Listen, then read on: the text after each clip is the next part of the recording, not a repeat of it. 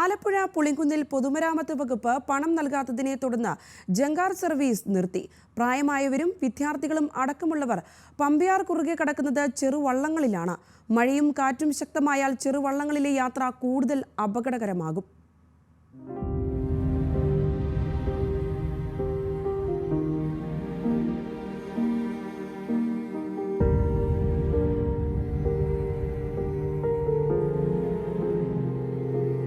കുട്ടനാട്ടിലെ പുളിങ്കുന്നുകാർ ഇപ്പോൾ പമ്പയാർ കടക്കുന്നത് ഇങ്ങനെയാണ്.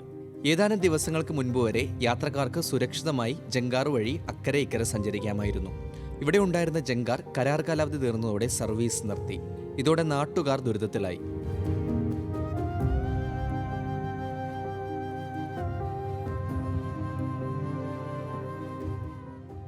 ഞാൻ സെൻറ് ജോസഫ് ഹയർ സെക്കൻഡറി സ്കൂളിൽ പുളിങ്കുന്ന് പഠിക്കുന്നതാണ്.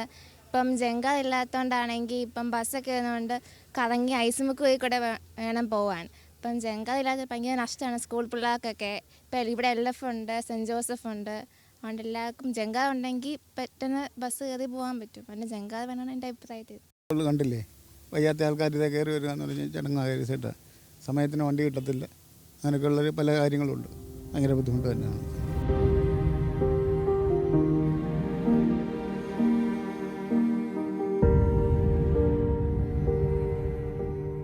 കരാർ അവസാനിച്ചിട്ടും പുതിയ ടെൻഡർ ക്ഷണിക്കാൻ ഇതുവരെയും പൊതുമരാമത്ത് വകുപ്പ് തയ്യാറായിട്ടില്ല.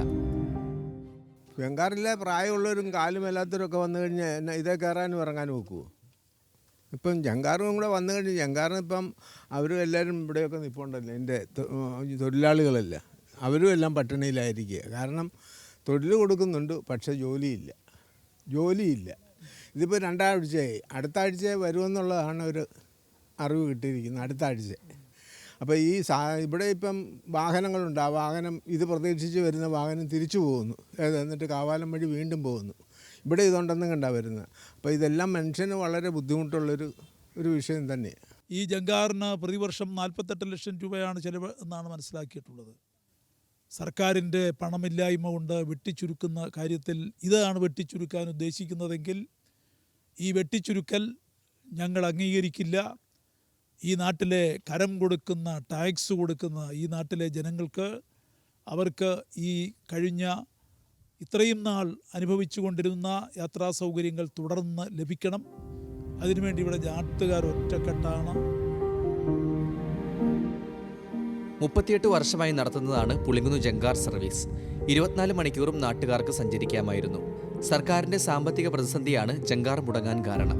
60 ലക്ഷം രൂപ പൊതുമരാമത്ത് വകുപ്പ് കരാറുകാരന് നൽകാനുണ്ട്.